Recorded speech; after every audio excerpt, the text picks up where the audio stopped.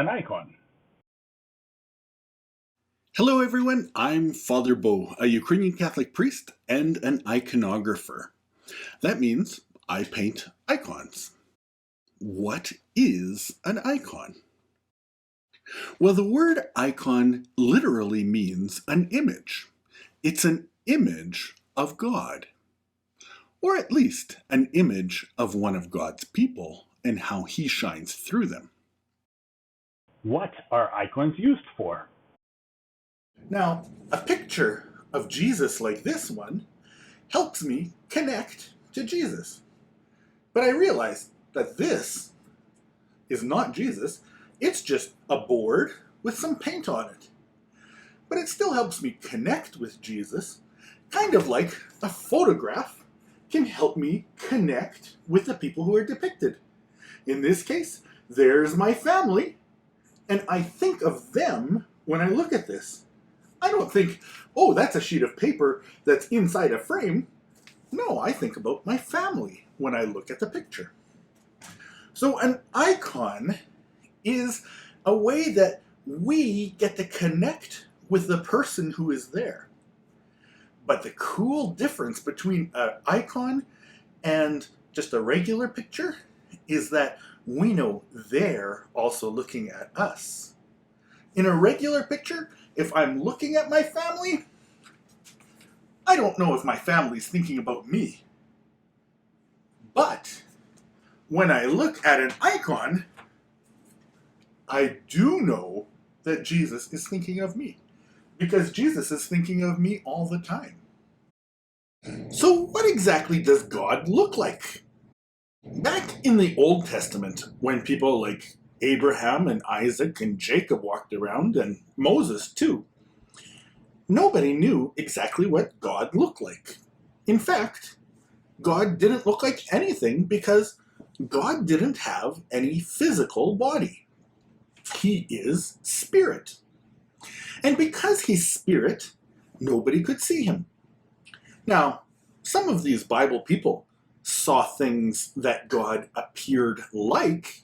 For example, God appeared like light, or like the wind, or like a pillar of fire. But God did not become light, or become the wind, or become a pillar of fire. He just let people know his presence through these things.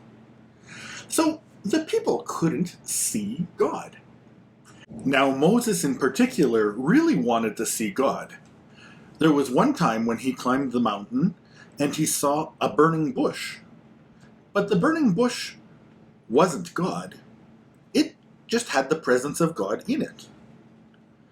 And there was another time where he said, God, I would really like to see your face.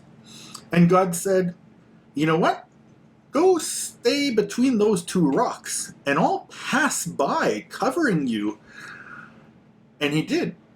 And Moses couldn't even stand the beauty of God. And God said, you won't be able to stand my face. No one can see my face and live. And in the 10 Commandments that Moses got, it says, you can't make a graven image. That means you can't make a picture of God. So, if we can't make an image of God, why are we trying to paint an icon? Isn't this a picture of God? Well, everything changed when God chose to become knowable, chose to become seeable. Yes, I'm talking about Jesus. About 2,000 years ago, he became a man. Just like you and me. We're humans. He became a human just like us. That means he has a body. He has something that we can poke and see. And he still has that body today. Even though he's not here on earth with us, he went up to the Father. So now that we've seen God in the person of Jesus, we can now paint and make images of God. None of us have seen the Father, and none of us have seen the Holy Spirit. So we can't paint the whole Trinity, but we do know Christ. Now, is all religious art an icon? Well, no. Icons are a special type of religious art, one that the church officially uses to be able to teach and show the faith. It's one that we officially use to get to know God. Not all pieces of art are made in that same language. Iconography is a language. It's a way that we get to know and understand God, just like we get to know and understand God through His Word. But we get to know and understand God through His image. So what are we going to do today? We are going to be painting the background of an icon. I want each of you to have a hand in this icon. Quite literally. We're going to put our hand into some paint and then put our hands on the wall, leaving a handprint. In this way, we'll have a very interesting, dynamic background for the icon of God.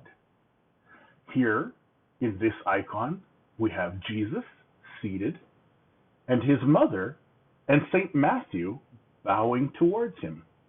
And you'll be able to see this icon whenever you go into your chapel. I'm looking forward to working with you all. Thank you for listening.